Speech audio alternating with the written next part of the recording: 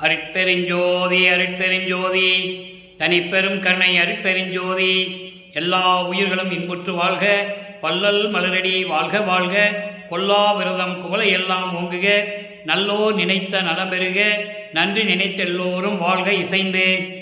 உலக மக்களே, அறிவார்ந்த அன்பர்களே, ஆண்மநேய ஒருமைப்பாடுடைய அன்பர்களே, வல்லப்பமான நமக்கு அள்ளிய திருவற்பாவில் 3ஆம் திருமுறையில் பதிகம் 3 ஆற்றா காதலின் இரங்கல் என்ற பதிகத்தில் இருக்கின்ற பாடலுடைய விளக்கங்களை பார்த்து கொண்டிருக்கிறோம். ஆற்றா காதலின் இரங்கல் மொத்தம் 11 பாடல்களை கொண்டது. இதுவரை ஒரு பாடலுடைய விளக்கத்தை பார்த்திருக்கிறோம். இன்று 2வது பாடலுடைய விளக்கத்தை பார்க்க போகிறோம். ஆற்றா காதலின் இரங்கல் என்பது தலைவி காதலுடன் இன்பமாக பேசி அந்த காதல் நிறைவேறவில்லையே என்று சகித்து கொள்ள முடியாமல் தோழியிடம் சொல்லுவது. தலைவி தோழியிடம் சொல்லுவது, நிறைவேறாத காதலை நினைத்து சகித்து கொள்ள முடியாமல் தலைவி தோழியிடம் சொல்லுவது. அதான் ஆற்றா காதலின் இரங்கல். அதாவது வல்லற்பமானவர்கள் இந்த மண்ணுலைக்கே வருவிக்க உற்று 9 ஆண்டுகள் வரையிலும் தான் யார் என்று தெரியாத நிலையில் இருந்து கொண்டிருந்த போது இறைவன் வந்து ஆட்கொண்டு மறைப்பு நிலையை கொடுத்துவிட்டு சென்று விட்டார். அதன் பிறகு சமயங்களோ மதங்களோ மார்க்கங்களும் சூழ்ந்திருந்த காலகட்டங்களில் திருவொற்றியூருக்கு சென்று இறைவனை பார்க்க வேண்டும் என்று, தியாகராஜனை பார்க்க வேண்டும் என்று சொல்லுகிறார்.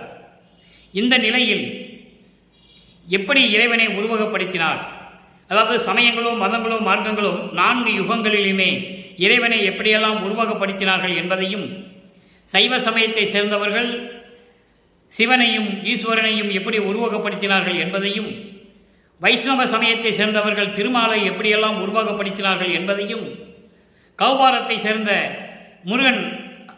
முருகனை எப்படியெல்லாம் உருவகப்படுத்தினார்கள் என்பதையும், காணாபத்திய சமயத்தை சேர்ந்தவர்கள் விநாயகனை எப்படியெல்லாம் உருவகப்படுத்தினார்கள் என்பதையும், சௌரம் சமயத்தை சேர்ந்தவர்கள் சூரியனை எப்படியெல்லாம் உருவகப்படுத்தினார்கள் என்பதையும், சாகதம் சமயத்தை சேர்ந்தவர்கள் பராசக்தியை எப்படியெல்லாம் உருவகப்படுத்தினார்கள் என்பதையும் இந்த பிரபஞ்சம் தோன்றிய காலத்திலிருந்தே ஒவ்வொரு சமயத் தலைவர்களும் மதத் தலைவர்களும் கூறிக்கொண்டிருந்தார்கள்.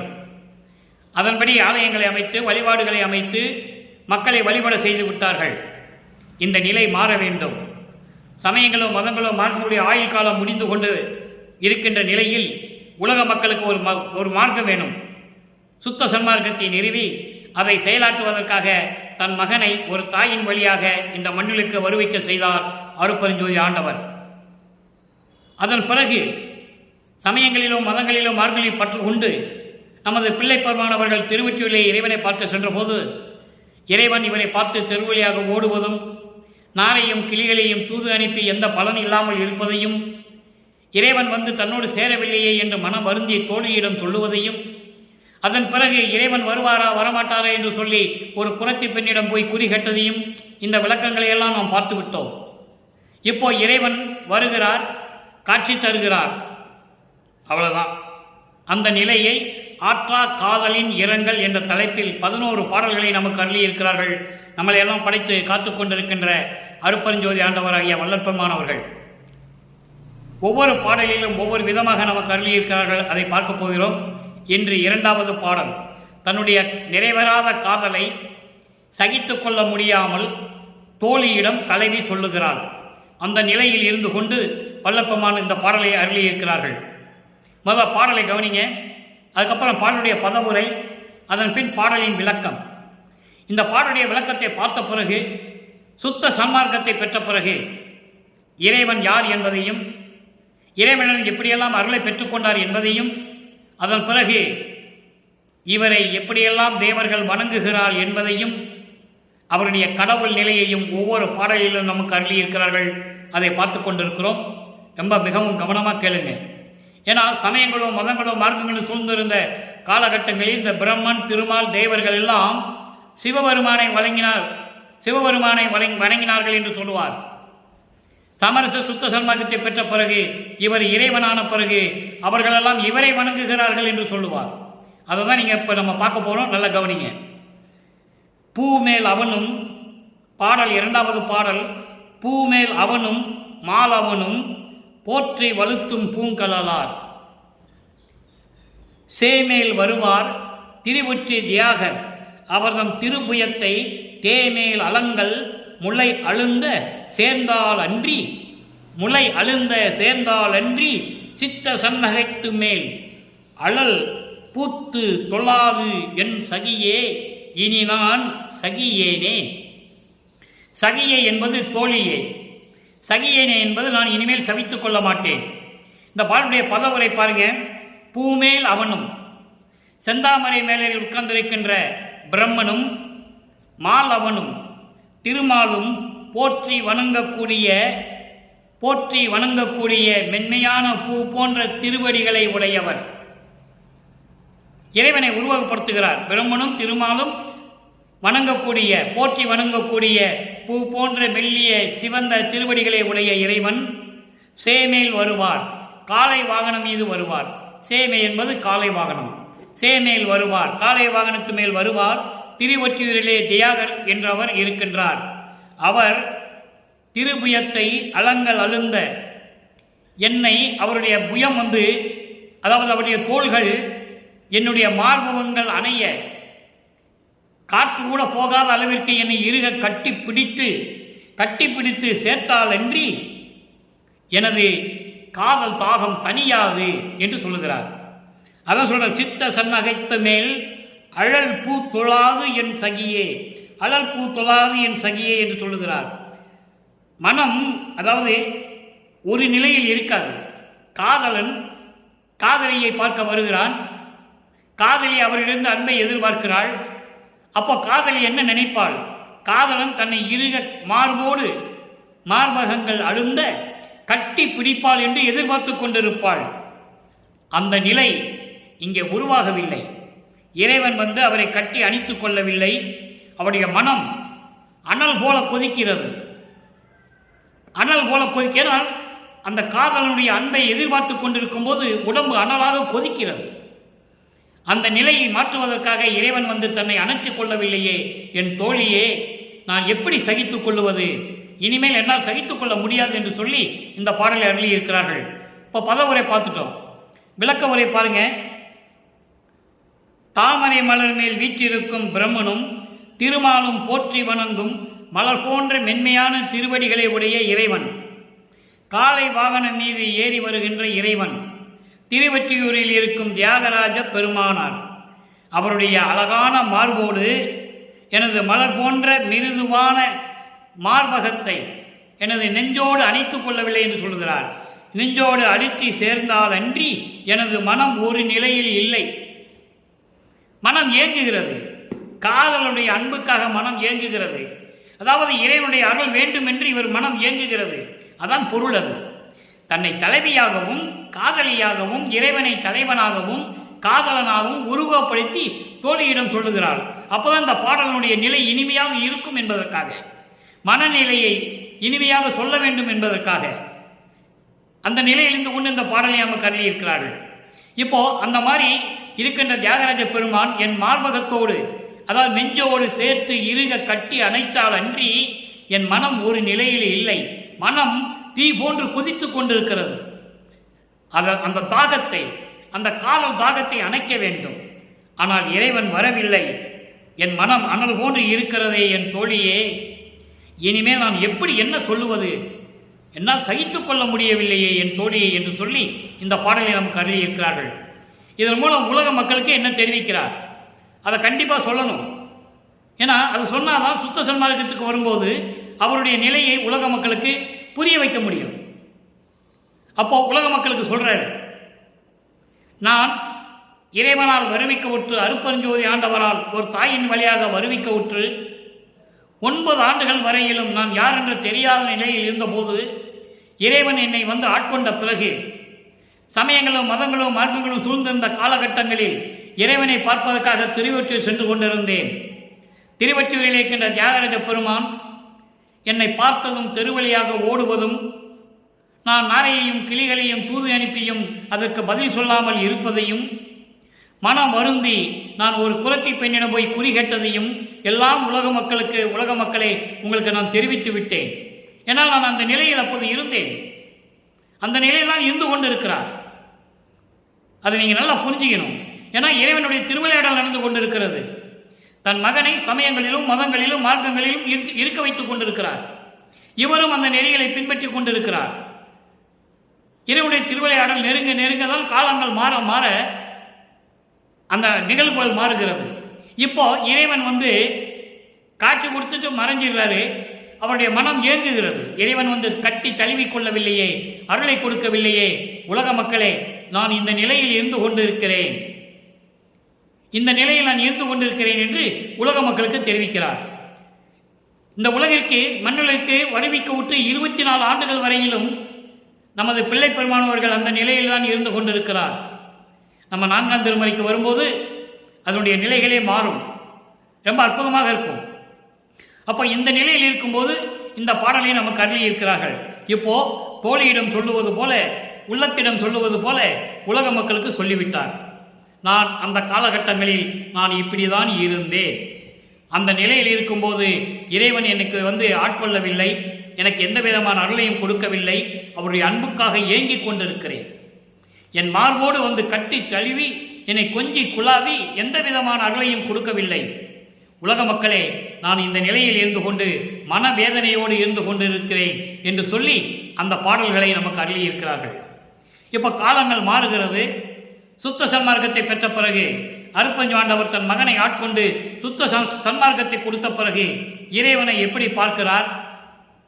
அங்கே 3ஆம் திருமுறையிலே நாம் இன்று பார்த்த பாடலிலே பிரம்மனும் திருமாலும் போற்றக்கூடிய இறைவன் தியாகராஜ பெருமான் என்று சொல்லுவார். சுத்த சன்மார்க்கத்தை பெற்று எல்லாவர்களையும் பெற்ற பிறகு அருட்பெருஞ்சோதி ஆண்டவரான பிறகு அவர்களெல்லாம் என்னை வணங்குகிறார்கள் என்று சொல்லுவார்.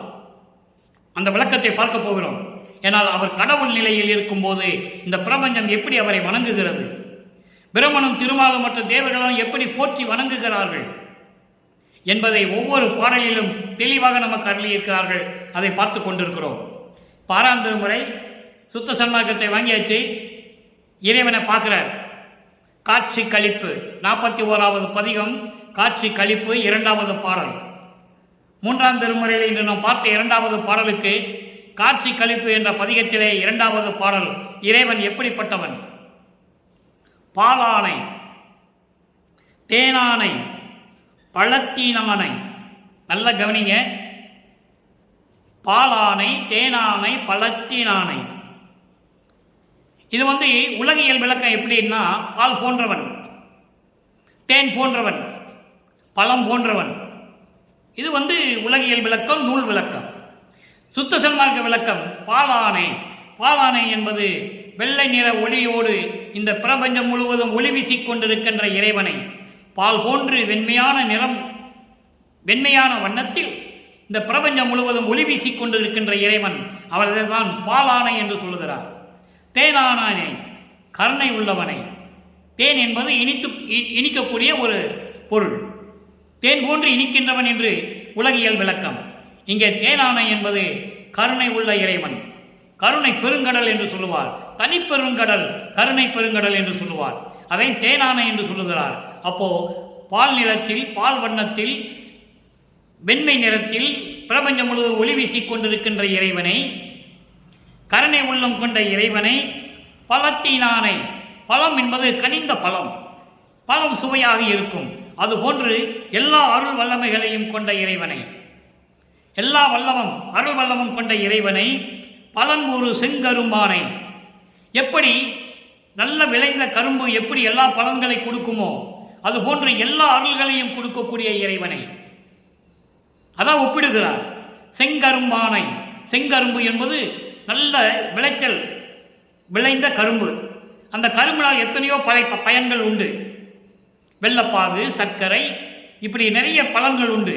அதுபோன்று எல்லா அருள்களையும் கொடுக்கக்கூடிய, எல்லா பலன்களையும் நன்மைகளையும் கொடுக்கக்கூடிய இறைவன் அருட்பெருஞ்சோதி ஆண்டவரை அடுத்து சொல்ற பாருங்க.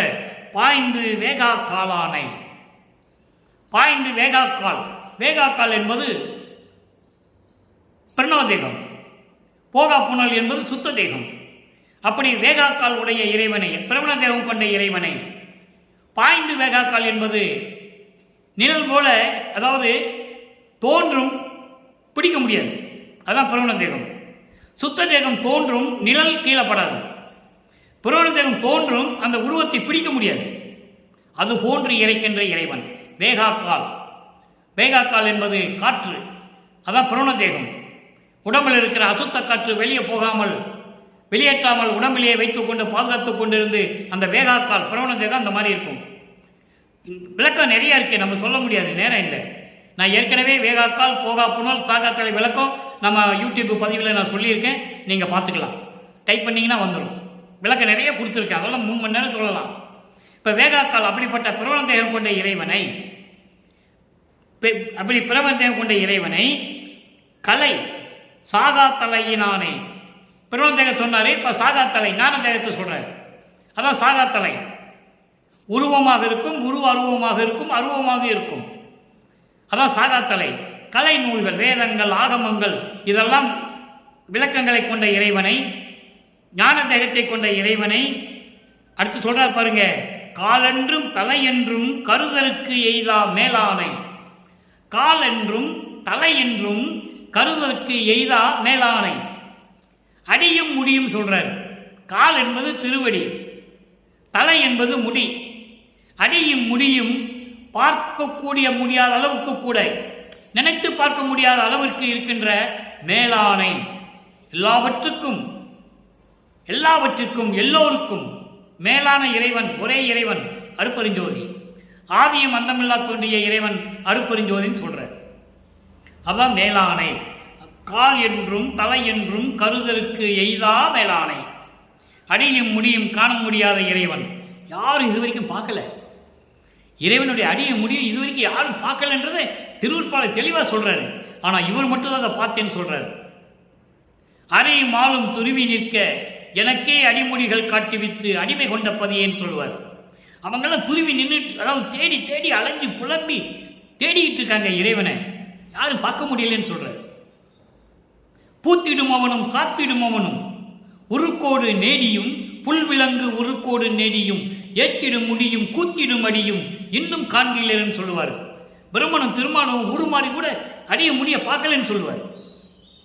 அதான் இங்க சொல்றாரு, யாரும் பார்க்க முடியாத அப்படிப்பட்ட இறைவனை, அருட்பெருஞ்சோதியை, மேல்நிலையில் அமுதானானை. மேல்நிலை 16வது நிலை, ஞானத்தில் ஞானம். சரியை கிரியை யோகம் ஞானம். நன்னாங்க 16. நன்னாலும் கடந்த ஒளி ஞான சபாபதியேன்னு சொல்லுவார். நன்னாலும் கடந்த ஒளி ஞான சபாபதியே, பொன்னாலும் சபையாய் அருள் பூரண புண்ணியனே, என்னால் ஆவதொன்றும் உனக்கு இல்லை எனினும் எந்தாய், உன்னால் வாழ்கின்றேன் எனக்கு உன்னை உரைத்தருளே. அந்த பாடலில் சொல்லுவார், நன்னாலும் கடந்த என்று சொல்லுவார். நன்னாலும் கடந்த என்பது 16 நிலைகளில் கடந்த நிலையில் இருக்கின்ற இறைவன். சரியை கிரியை யோக ஞானம் 4x4 நன்னாங்க 16. அப்படிப்பட்ட நிலையில் இருக்கின்ற அமுது போன்ற இறைவனை மென்மேலும் எனது உள்ளத்தே விலங்கல் அன்றி இயலானை. மேன்மேலும் என் உள்ளத்திலே இருந்து கொண்டு விலகாமல், விலங்கல் அன்றி என்பது விலகாமல் இருப்பது, விலகாமல் இருப்பது. அப்படிப்பட்ட இறைவன் விலங்கல் அன்றி இயலானை. அதாவது மகனை விட்டு பிரிஞ்சு போகக்கூடிய சொல்றது கூட அவரால் ஏற்றுக்கொள்ள முடியலையா இறைவனால. நீ போ, விலகி போன்னு சொன்னா கூட அவரை ஒத்துக்கலையா. மகன் கூட இருக்கணும்னு நினைக்கிறாராம். அதான் விலங்கலன்றி இயலானை என்று சொல்லுகிறார். நிரந்தரமாக எப்போதும் என் உள்ளத்திலே இருந்து கொண்டிருக்கின்ற இறைவனை, அதாவது என் பாடல் ஏற்றுக்கொண்ட எம்மானை கண்டு கழித்திருக்கின்றேனே. என் பாடல், நான் பாடுகின்ற பாடல்களையும், நான் செய்கின்ற விண்ணப்பங்களையும், முறையீடுகளையும் எல்லாவற்றையும் ஏற்றுக்கொண்டு அப்படி இருக்கின்ற இறைவனை, எம்மானை கண்டு கழித்திருக்கின்றேனே என்று சொல்லி இந்த பாடலில் நமக்கு அருளி இருக்கிறார்கள். 3ஆம் திருமுறையிலே 13வது பதிகத்திலே பார்த்த 2வது பாடலில் இறைவனை உருவகப்படுத்துவார். எப்படி? பிரம்மனும் திருமாலும் போற்றி வலுத்த இறைவனு காலை மாட்டு மேலே வருவார். திருவொற்றில் இருக்கின்றவர்களெல்லாம் சொல்லுவார். இங்கே என்ன சொல்றாரு? சுத்த சன்மார்க்கத்தின் தலைவன், பிரபஞ்சத்தின் ஆதியம் அந்தமில்லா தோன்றிய இறைவன் அருட்பெருஞ்சோதி. அப்படிப்பட்ட இறைவனை நான் கண்டு கழித்திருக்கின்றேனே என்று சொல்லி இந்த பாடலை நமக்கு அருளி இருக்கிறார்கள். அடுத்து சரி, இப்போ இறைவனை பார்த்தாச்சு, அருளை கொடுத்தது சொல்லிட்டாரு, கண்டு கழித்திருக்கின்றேன்னு சொல்லிட்டாரு. இப்போ இறைவனிடம் அடைக்கலம் புகுதல். இறைவன் என்னுடைய அருளை பெற்றுக் கொண்ட பிறகு நான் உன் அடைக்கலம் என்று சொல்லுவார். 65வது பதிகம் அடைக்கலம் புகுதல் 2வது பாடல். மூன்றாம் திருமுறையுடைய 2வது பாடலுக்கு இங்கே விளக்கம் இருக்கிறது. திரைசேர்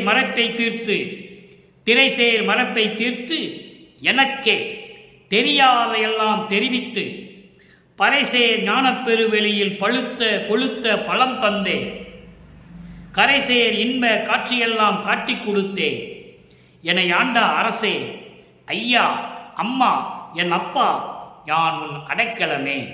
இது பாடல். இப்போ விளக்கம் பாருங்க. அங்கே பிரம்மனும் திருமாலும் தியாகராஜ பெருமானை வணங்குவாங்க, இங்கே வள்ளல் பெருமானை வணங்குவார்கள் பிரம்மனும் திருமாலும். பாட்டு இருக்கு. வாலி என்ற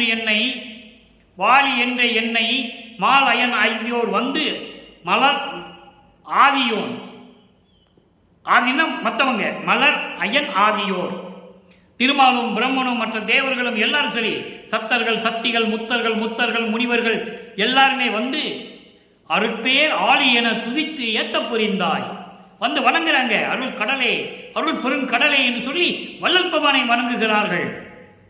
நல்லா புரிஞ்சுக்கணும். நீங்க நீடூழி அன்றே எனக்கு சாகா வரமும் ஊந்தளித்தாய் வாலி மன்றோங்க மறுப்பெருஞ்சோதி நின் மன்னருளே என்று சொல்லுவார் தந்தையை பார்த்து. அவர்கள் என்னை வணங்கும்படி அளவிற்கு என்னை இறைநிலையில் கொண்டு வைத்து விட்டாயே என்று சொல்லுவார். நிறைய பாடல்களிலே உண்டு, அற்புதமாக இருக்கும். அவருடைய கடவுள் நிலையை பற்றி சொல்ல வேண்டும் என்றால் நமக்கு நேரமே பத்தாது, சொல்லிக்கிட்டே இருக்கலாம், எவ்வளவு வேணா பேசலாம். இப்போ அந்த பாடலுடைய பொருளை பார்க்க போகிறோம். திரைசேர் மரப்பை தீர்த்து. திரைசேர் என்பது மாயைகளும் மயக்கங்களையும் கொண்ட அறியாமையை எல்லாம் நீக்கி, நான் சமயங்களிலும் மதங்களிலும் மார்க்கங்களில் இருந்த போது, நான் மாயைகளையும் மயக்கங்களையும் ஏற்றுக்கொண்டிருந்த போது அவற்றையெல்லாம் நீக்கி, அந்த மறைத்தை அறியாமையிலிருந்து என்னை நீக்கி எனக்கே தெரியாதவையெல்லாம் தெரிவித்து, எனக்கு மட்டும் தெரியாதவைகளெல்லாம் தெரிவித்து அருள் சக்தியுடைய ஞானப்பெருவெளியில், பறைசேர் ஞானப்பெருவெளி, அருள் சக்தி உடைய ஞான பெருவெளி, அதான் 16வது வெளி, ஞான சிவஞான வெளியில் பழுத்த கொழுத்த பழம் தந்து. அதென்ன பழுத்த கொழுத்த பழம்? சிவபெருமான்கிட்ட பழம் வாங்க போவாங்களே முருகனும் பிள்ளையார், அந்த மாதிரி நினைக்கிறீங்களா? இல்லை, அது வேறு. அது புராணங்களில் வந்தது, சமய சைவங்களில் வந்தது, அது வேறு. இங்க பழம் கொழுத்த பழம் தந்தே, பழுத்த கொழுத்த பழம் தந்தே. திரு அருள் செங்கோலாட்சி கொடுக்குறாரு. அதை தான் இங்கே சொல்றாரு. ஞான வெளியில வச்சு கொடுக்குறாரு. இங்க என்னெல்லாம் சொல்லுவாங்க தெரியுமா? உலகில் அவர் வந்தாரு போனாரு, 2 மாசம் அங்கே இருந்தாரு, 1 மாசம் அங்கே இருந்தாரு, அப்புறம் காணாம போயிட்டாரு. எப்படி? அப்புறம் காணாம போயிட்டாரு. அவர் எங்க இருக்காருன்னு சொல்றாரு பாருங்க, நல்லா கவனிக்கணும். எப்படி எல்லாம் பொய்யை, அதாவது இந்த உண்மையை மறைச்சி பொய்யா எப்படி பேசுறாங்கன்னு நீங்க புரிஞ்சுக்கணும். அவர் என்ன சொல்றாரு? நான் ஞான வெளியில இருந்துகிட்டு அருள் செங்கோலாட்சி வாங்கறதுக்காக நான் அங்க போனேன்னு சொல்றாரு. இங்க என்ன சொல்றாங்க? அவர் எங்கேயா போயிருப்பாருப்பா, ஓடி போயிருப்பாரு, தெருவா எங்கேயா போயிட்டு இருப்பாரு, எங்கே போனாரு போனாரு காணோம், மரத்தக்கடியில் படுத்திருந்தாரு, அங்கே போனாரு இங்கே போனாரு, இப்படி எதுவும் சொல்லிட்டு இருப்பாங்க. ஏன்னா அவங்களுக்கு தெரியாது, விளக்கம் தெரியாது. வளப்பமா தெளிவா சொல்றாரு. பறைசேர் ஞான வெளியில் பழுத்த கொழுத்த பழம் தந்து. எப்படி சொல்றாரு? திருவருள் செங்கோலாச்சு அங்க வச்சுதான் கொடுக்குறாரு, ஞான வெளியில வச்சு. அங்க அப்படி எல்லாம் கொடுத்து கரைசேர் இன்ப காட்சியெல்லாம் காட்டி கொடுத்து, கரைசேர் அதாவது எல்லா நிலைகளிலையும் விட்டு இறைநிலைக்கு என்னை கொண்டு போய் சேர்த்து, கரை சேர்த்து, இறைநிலையிலே கரை சேர்த்து எனக்கு காணாத காட்சியெல்லாம் இன்ப காட்சியெல்லாம் காட்சி கொடுத்து என்னென்னமோ சொல்லுவார். அற்புதமா இருக்கும். காட்சி கொடுத்து என்னை ஆண்ட அரசே, என்னை ஆட்கொண்ட அரசனே, ஐயனே, அப்பனே, அம்மாவே, நான் உன் அடைக்கலமே என்று சொல்லுவார். ஆக 24 ஆண்டுகள் வரையிலும், வருவிக்க உற்று 24 ஆண்டுகள் வரையிலும், வல்லப்பம்மனுக்கு வயது கிடையாது. தயவு செஞ்சு அவரை பற்றி பேசும்போது வயசை குறிப்பிட்டு சொல்லாதீங்க. அவர் இறைவன். முருகனுக்கு வயசு சொல்றீங்களா? பிள்ளையாருக்கு சொல்றீங்களா? சிவனுக்கு சொல்றீங்களா? நடராஜனுக்கு சொல்றீங்களா? பையன் வல்லப்பம்மன் மட்டும் வயசு சொல்றீங்க. அவர் இறைவன், அவருக்கு வயசே கிடையாது.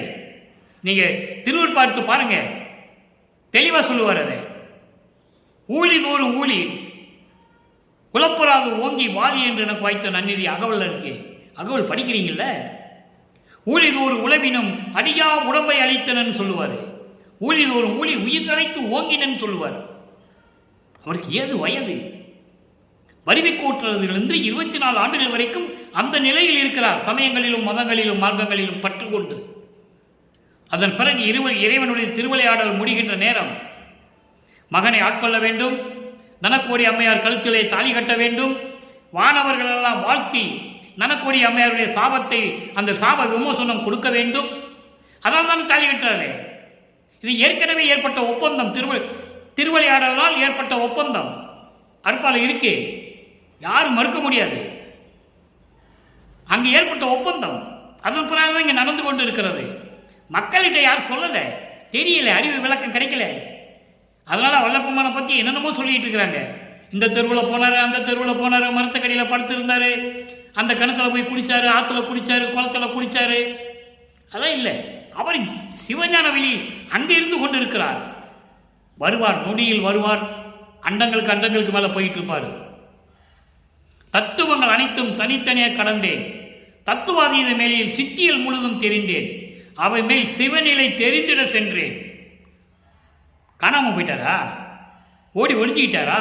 இல்லை, அண்டங்களுக்கு மேலே போயிட்டு இருக்கிறார். அவர் நினைச்ச இடத்துல இருப்பார். எத்தனை ரூபத்தில் வேணாலும் இருப்பார் என்பதை இங்கே நான் பதிவு செய்ய கடமைப்பட்டிருக்கிறேன். ஆக அப்படிப்பட்ட கரைசேர் இன்ப காட்சியெல்லாம் காட்டி கொடுத்து என்னை ஆண்ட அரசே, என் அம்மா, என் அப்பா, நான் உன் அடைக்கலமே என்று சொல்லுகிறார். சரி, இப்போ எல்லாம் வாங்கியாச்சு, அடைக்கலமாயாச்சு. இப்போ இவருடைய நிலைகள் எல்லாம் கடவுளுக்கு கொடுக்கணும். உடல், பொருள், ஆவி அத்தனையும் கொடுக்கணும். ஏன்னா இவருக்குன்னு இனி தனி எதுவும் கிடையாது. இவர் கடவுளாக போறாரு. அவங்க அப்பா அருப்பஞ்சாண்டவர் வந்து இவரோட கலந்துக்க போறாரு. அப்போ இவர் இறைவனாயிடுவாரு. அப்போ இவர் வந்து எல்லா பற்றையும் நீக்கி எல்லாமே உனக்கு கொடுத்துட்டேன்னு சொல்லணும். புரியுதா உங்களுக்கு? அந்த நிலைக்கு வரணும். அப்போ பற்று அறுத்தல் என்ற ஒரு பதிகத்தில் உலக மக்களுக்கு சொல்றாரு. 66வது பதிகம் பற்று அறுத்தல் 2வது பாடல். இவருக்கு எந்த விதமான சுதந்திரம் இல்லை. அந்த நிலைக்கு வந்து கொண்டு இருக்கிறார். ஏன்னா இறைவனுடைய திருவிளையாடல் முடிகின்ற காலம் வந்து நெருங்கி கொண்டிருக்கிறது. 51வது ஆண்டில் திருவிளையாடல் முடிகிறது. அப்போதான் இறைவன் மகனோட சேர்ந்துட்டார். 2 பேருமே இறைவன் ஆயிடுறாங்க. அருப்பெருஞ்சோதி ஆயிடுறாரு வல்லப்பெருமான். இப்போ பற்று அறுத்தல் சொல்றாரு, ஆணை நும் ஆணை என் அருப்பெருஞ்சோதி உன் மீது சத்தியம், உன் மீது சத்தியம் அருப்பெருஞ்சோதி ஆண்டவரே, திரு அம்பலத்தவரே, திருச்சிற்றம்பலத்தில் இருக்கின்ற இறைவனே, வடலூரிலே சத்தியஞான சபையில் இருக்கின்ற இறைவனே, நானை விட்டு உரைக்கின்றவாறு இது கண்டி. நான் வெக்கத்தை விட்டு மனம் விட்டு தெளிவாக சொல்லுகிறேன். நல்லாக கவனியுங்கள்.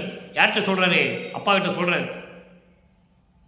அருப்பஞ்சாட்ட சொல்றாரு, சத்தியம், உங்கள் மீது சத்தியம் அருப்பெருஞ்சோதி ஆண்டவரே, திருச்சிற்றம்பலத்தில் இருக்கின்ற இறைவனே, வடலூரில் சத்தியஞான சபையில் இருக்கின்ற இறைவனே. திருச்சிற்றம்பலம் அண்டங்கள் இருக்குது ஞானவெளியில. இங்கே திருச்சிற்றம்பலம் வடலூர் சத்தியஞான சபை.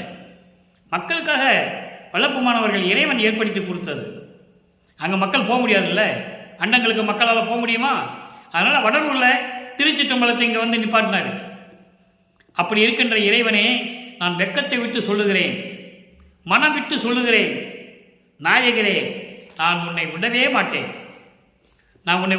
நீ என்னை விட்டு தப்பிச்சு போக முடியாது. அதனால தான் அகவல்ல சொல்லுவார், எம்மையனும் என்னை விட்டு இறையும் பிரியாது, அம்மையும் அப்பனுமா மறுப்பெருஞ்சோதி. இவரை விட்டு நீ எங்கே அவர் போக முடியாது. அதனால என் சாமி, என் துரை, என் உயிர் நாயகனார் இன்று நான் இருக்கும் இடத்தில் வந்து அமர்கின்றார் என்று சொல்லுகிறார். எங்கே? சித்தி உலகத்தில். பின்சாரும் 2.5 நாளிற்குள் என் பேர் உடம்பில் கலந்து பிரியாது இருப்பார். அதை தான் இங்கே நான் உன்னை விடமாட்டேன்னு சொல்கிறேன். உன்னை நான் விடமாட்டேன். கோணை என்ன? உன்னாலே எடுத்த அந்த மனித உடம்பு. நான் சும்மா உங்ககிட்ட அடியனாக இருந்தவன். புதிய நல்லேன். தொன்று தொட்டு உனது பூங்குழல கண்பு பூண்டவன் என்று சொல்லுவார். தொன்று தொட்டு ஒவ்வொரு யுகத்திலும் நான் இருந்தேன் என்று சொல்லுவார். யார் சொன்னது? இந்த பிரபஞ்சம் தோன்றிய காலத்திலிருந்து எத்தனையோ பேர் தோன்றினார்கள். யார் சொன்னது நான் ஒவ்வொரு யுகத்தில் இருந்தேன்? யாராலும் சொல்ல முடியாது. இவர் தான் இருந்தார். யுகத்தில் அவதாரம் எடுத்தவங்க இருந்திருக்காங்க. திருமால் 10 அவதாரம் எடுத்திருக்காங்க ஒவ்வொரு யுகத்திலையும். கிருதா யுகத்தில் 6 அவதாரங்கள். மச்ச, கூர்ம, வராக, நரசிம்ம, வாமன, பரசிம்ம. அடுத்து பரசுராம.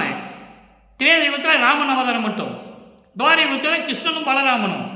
இவங்க அவதாரம் எடுத்தாங்க, ஆனால் பிறந்து இறந்து தான் எடுக்கணும். அப்படியெல்லாம் வர முடியாது. பிறக்கணும், அவதாரம் எடுக்கணும், திருப்பி இறந்து போகணும், திருப்பி பறக்கணும். அப்போ அதான் அவதாரம். ஆனால் இவர் அப்படி அல்ல, அப்படியே இருந்தவர் ஒவ்வொரு யுகத்திலையும்.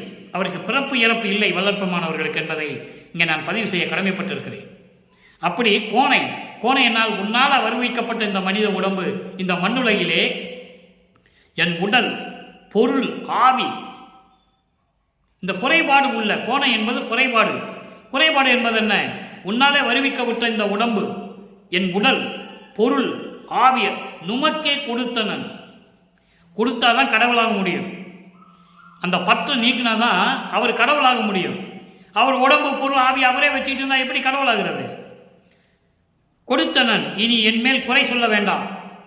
அப்பாட்ட சொல்கிறேன், எப்பா போதுண்டா சாமி, உன்னால் இந்த வன்னுலைக்கு வந்து நான் பட்ட துன்பம், கஷ்டம், என் மானமெல்லாம் போச்சுன்னு சொல்லுவார். ஞானசேரியில் சொல்கிறாரு, அப்போ நான் பார்த்து உன்னால் எனக்கு மானமே போச்சுன்ற. உலக மக்களை நீங்கள் வயதால் வயதிடுங்க, நான் வாழ்த்தனை கொண்டிடுவேன், மனம் போனேன். உலக மக்களுக்கு என்ன தெரியும்? நீங்கள் என்ன வஞ்சாலும் சரி, வாழ்த்தினாலும் சரி, நான் மனம் போன மாட்டேன், நான் எடுத்துக்கிறேன், நான் ஒத்துக்கிறேன். ஆனால் எங்கள் அப்பனால எனக்கு மானம் போச்சுன்னு சொல்லுவார். மானம் போன வழியெல்லாம் விடுத்தேன்னு சொல்லுவார். அதான் இங்கே சொல்கிறாரு, என் மீது நீ குறை சொல்ல வேண்டாம், இனி என் மேல் குறை சொல்ல வேண்டாம். ஏனே நின்று எடுத்த கைப்பிள்ளை நான் அன்றோ? தொட்டிலில் இருக்கிற பிள்ளை மாதிரி நிலையில் நான் இப்போ நான் இருந்துகிட்டு இருக்கேன். ஒரு தொட்டிலில் பிள்ளை, கைப்பிள்ளை, சின்ன குழந்தை தொட்டிலில் இருந்தால் எப்படி இருக்குமோ அந்த நிலையில் உன் மகன் நான் இருந்து கொண்டிருக்கிறேன். நீ என்னை கட்டி அணைத்து ஆதரவு கொடுக்க வேண்டாமா? என்னை பள்ளி எழுப்பி மெய் இன்பம் தந்தீரே. பள்ளி எழுப்பு என்பது ஏற்கனவே நான் சொன்னது போல அறியாமையிலிருந்து என்னை நீக்கி, இருளை போக்கி, சமயங்களிலும் மதங்களிலும் மார்க்கங்களிலிருந்து கடக்க வச்சு, சுத்த சன்மார்க்கத்தை கொடுத்து எனக்கு உண்மையான மெய் இன்பம் தந்தீரே, உண்மையான பேரின்பத்தை எனக்கு கொடுத்து விட்டேரே என்று சொல்லுகிறார். சரி, இப்போ எல்லாம் முடிஞ்சு போச்சு. அந்தோ பொத்த என்ற பதிகத்தில் 2 வரியில் ஒரு பொருள் இருக்குது.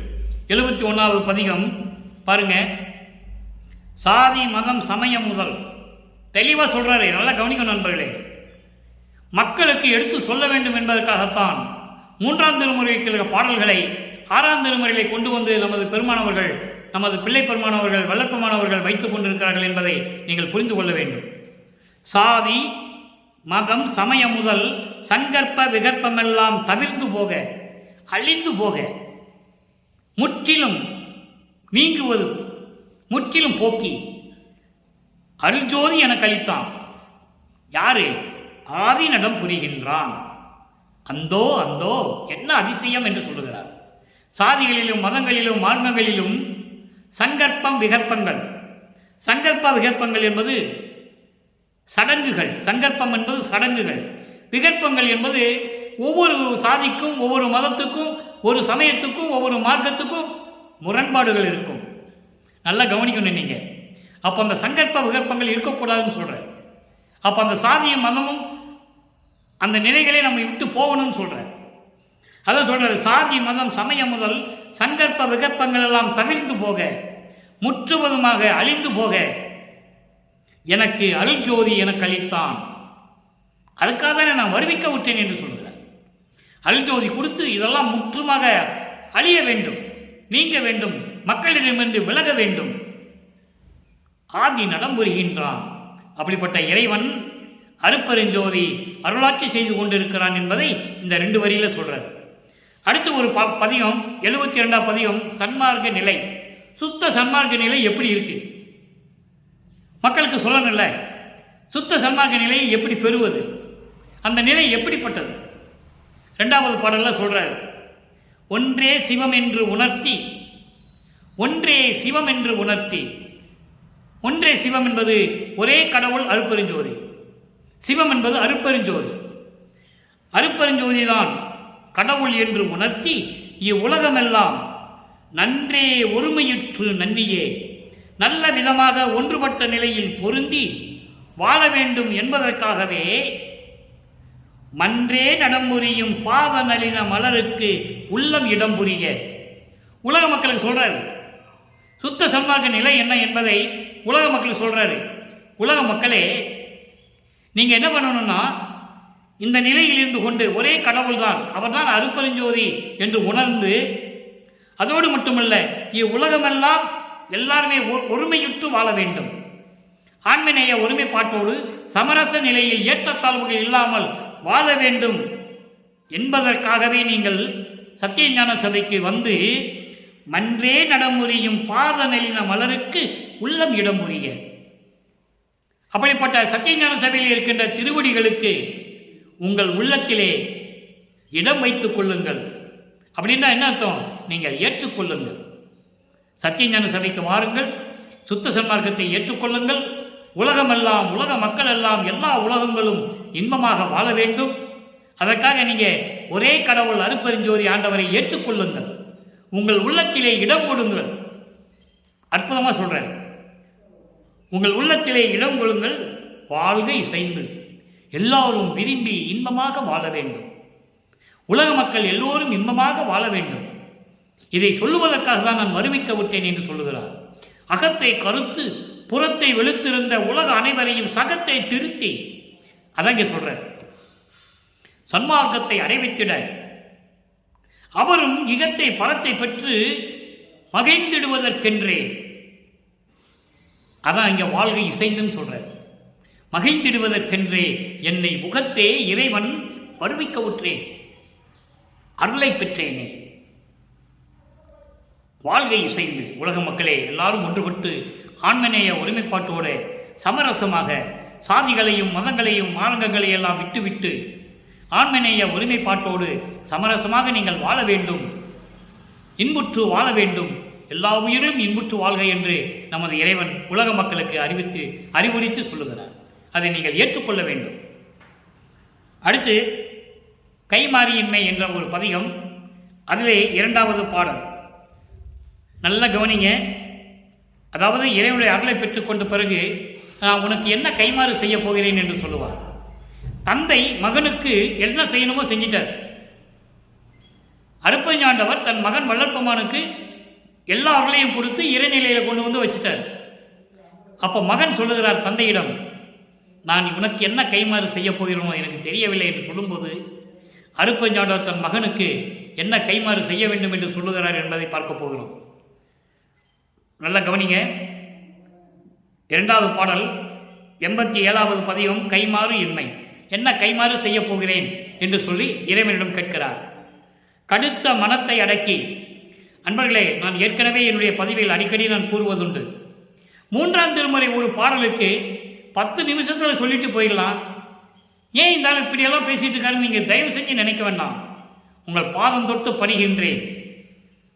சமயங்களும் மதங்களும் மார்க்கங்களும் சூழ்ந்திருந்த காலகட்டங்களில் நமது பிள்ளை பெருமான் இருந்த நிலையை, அவர் கூறிய நிலையை கூறிவிட்டு அதன் பிறகு அவருடைய நிலை மாறும்போது கடவுள் நிலையை மக்களுக்கு சொல்ல வேண்டும் என்பதற்காகத்தான் இந்த பாடல்களை எல்லாம் தொகுத்து அருளி இருக்கிறார்கள் நமது இறைவன் வள்ளற்பெருமான் அவர்கள் என்பதை நீங்கள் புரிந்து கொள்ள வேண்டும். கடுத்த மனத்தை அடக்கி ஒரு கணமும் இருக்க மாட்டாதே படுத்த சிறியே. கடுத்த மனத்தை அடக்கி. கடுத்த மனம் என்பது சினம் கொண்ட மனம், கோபம். கோபம், காமம், குரோதம், கோபம், லோபம், மோகம், மதம், மாச்சரியம் எல்லாமே அதில் சேர்ந்துடும். ஒன்றுக்கு ஒன்று தொடர்பு இருக்கிறது. அப்படிப்பட்ட இந்த கடுத்த மனத்தை அடக்கி ஒரு கணமும் இருக்க மாட்டாது படுத்த சிறியே. படுத்த சிறியன் என்பது துன்பப்பட்ட சிறியன், உனது மகன். சமயங்களிலும் மதங்களிலும் மார்க்கங்களில் இருந்தபோது இந்த மனத்தை ஒரு நிமிடம் கூட அடக்க முடியாமல் காமம், குரோதம், லோபம், மோகம், மதம், ஆச்சரியம் என்ற தூரிசுகளோடு குற்ற குறைகளோடு இருந்த உனது மகன், துன்பப்பட்ட உனது மகன், அவனுடைய குற்றமெல்லாம் பொறுத்து, என்னுடைய குற்றமெல்லாம் பொறுத்து மன்னித்து, எனக்கு தெரியாதே, நான் சமயங்களிலும் மதங்களிலும் இருக்க வேண்டும் என்று நான் விரும்பி இருந்தியதில்லை. நீ இருக்க சொன்னாய், நீ திருவிளையாடல் செய்தாய், நான் இருந்தேன்.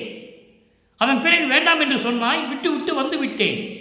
சுத்த சன்மார்க்கத்தை பெற்றுக்கொள் என்று சொன்னாய், நான் பெற்றுக்கொண்டேன்.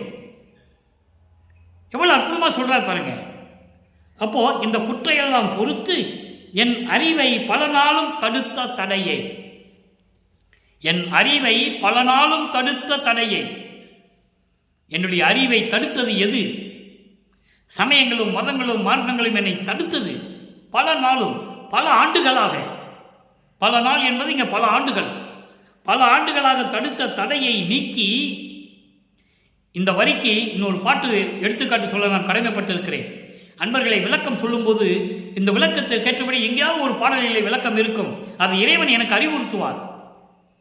கொடிப்பாட்டிலே சொல்லுவாரு, வெறிக்கும் சமய குழியில் விளைந்தேன், தன்னை விழாத வகை மறித்து ஒரு பேரறிவு அளித்த வள்ளல் கொடி. சாக்கட சமய குழியில், பாதாள குழியில் இருந்தேன். ஆனால் என்னை தடுத்து மறைத்து, என்னை விழாத வகை மறித்து ஒரு பேரறிவு அளித்த வள்ளல் கொடி. பேரறிவு, மெஞ்ஞான அறிவு கொடுத்த வள்ளல் கொடி என்று சொல்லுவார் இறைவனை. அதான் இங்கே சொல்றாரு, என் அறிவை பல நாளும். கரெக்டாக சொல்றாரு பாருங்க, சரியா சொல்லுவார். அதாவது என் அறிவை பல நாளும் தடுத்த தடையை தவிர்த்து என்றும் சாகா நலம் செய்த தனி அமுதம். சாகா நலம் செய்த தனி அமுதம் எது? மரணமில்லா பெருவாழ்வு. அதான் சொல்றாரு, சாகா நலம் செய் தனி அமுதம். சாகா நிலையை கொடுக்கிற தனி அமுதம் எது? மரணமில்லா பெருவாழ்வு. அப்படிப்பட்ட மரண பெருவாழ்வை கொடுத்த குருவே, நின்றனக்கு கைமாறு ஏது கொடுப்பேனே, உனக்கு நான் என்ன கைமாறு செய்ய போறேன்னு சொல்லுவார். அப்ப அவர் சொல்லுவாரு, மகனே, ஆதி அந்தமும் அறிந்தனை நீயே ஆதி என்று அருளிய அருப்பறிஞ்சதுன்னு சொல்லுவார். அகவல்ல வரும், ஆதியும் அந்தமும் அறிந்தனை நீயே ஆதி. நீதான் முதலா இந்த பிரபஞ்சத்தினுடைய ஆதியையும் அந்தத்தையும் முடிவையும் முதலையும் அறிந்து கொண்டவன் நீ ஒருவன் தான். எப்படி சொல்றார் பாருங்க. தந்தை சொல்லுகிறார் மகனிடம், ஆதியும் அந்தமும் அறிந்தனை அது நீயே ஆதி. அப்படி படிக்கணும் அந்த பாட்டை. நீயே ஆதி, நீதான் முதல் அறிந்து கொண்டாய், வேற யாருக்கு தெரியாதுன்னு சொல்ற. அப்படிப்பட்ட மகனுடைய நிலையை உணர்த்துகிறார். இங்கே உனக்கு நான் என்ன கைமாறு கொடுப்பேனே என்று மகன் சொல்லுகிறார். அதுக்கு தந்தை சொல்லுகிறார், ஆக்கி அளித்தல் முதலாம் ஒரு தொழில் 5ஐயும் தேக்கி அமுதொரு நீ செய் என்றான். நான் என்ன செய்யறது கைமாறுன்னு கேட்கிறாரு அப்பா கிட்ட. அப்பா சொல்றாரு, உனக்கு தான் 5 தொழிலை கொடுத்துட்டனே, அதான் நீ எனக்கு செய்யற கைமாறு. இந்த பிரபஞ்சத்தை இயக்க போகிற, விளையாடுக என்று சொல்லுவார். உன் எண்ணப்படி விளையாடுக, ஆடுக என்று சொல்லுவார். பல இடங்களிலே உண்டு, அற்புதமான இடங்கள்லாம் உண்டு திருவருட்பாவிலே. அப்போ தந்தை மகனுக்கு கொடுத்ததை மகன் என்ன கைமாறு செய்கிறேன் என்று கேட்கிறார். தந்தை சொல்லுகிறார், ஆக்கி அளித்தல் முதலாம் தொழில் ஓர் 5ஐயும் தேக்கி அமுதொரு நீ செய் என்றான். அற்புதமான பாடல். இந்த பாடலை தினமும் சொல்லலாம். 5 தொழிலையும் தனித்தனியா செஞ்சவங்க பிரம்மன், திருமால், உத்திரன், மகேஸ்வரன், சதாசிவம். 5ஐயும் ஒன்னா இவர் செய்கிறாரு. இது மகன் தந்தை காட்டும் உதவி. அதான் கைமாறு. அதோடு மட்டுமல்ல, தூக்கி எடுத்தான், அணைத்தான், இரவா தேகம் கொடுத்தான், சிற்றம்பலத்து எண்ணன் சொல்லுவார். அப்படிப்பட்ட நிலையில் இருந்து கொண்டு தந்தையும் மகனும் அருப்பெருஞ்சோதியாக இருந்து கொண்டு இந்த பிரபஞ்சத்தை இயக்கிக் கொண்டிருக்கிறார்கள் என்பதை இந்த பாடலின் மூலம் நாம் அறிந்து கொண்டோம். சமயங்களும் மதங்களும் மார்க்கங்களும் சூழ்ந்திருந்த காலகட்டங்களில் தன் மகனை எப்படியெல்லாம் திருவிளையாடல் செய்து அலைய விட்டார் என்பதையும், அதன் பிறகு ஆட்கொண்டு சுத்த சன்மார்க்கத்தை கொடுத்து தன் மகனை எப்படி இறைவனாக்கினார் என்பதையும் பார்த்து விட்டோம். வல்லப்பமாக தான் இப்போ பிரபஞ்சத்தை இயக்கிட்டு இருக்க. சமரச சுத்த சன்மார்க்கம் எதையும் சாராத மார்க்கம், தனி மார்க்கம், இறைவனை அடையக்கூடிய மார்க்கம்.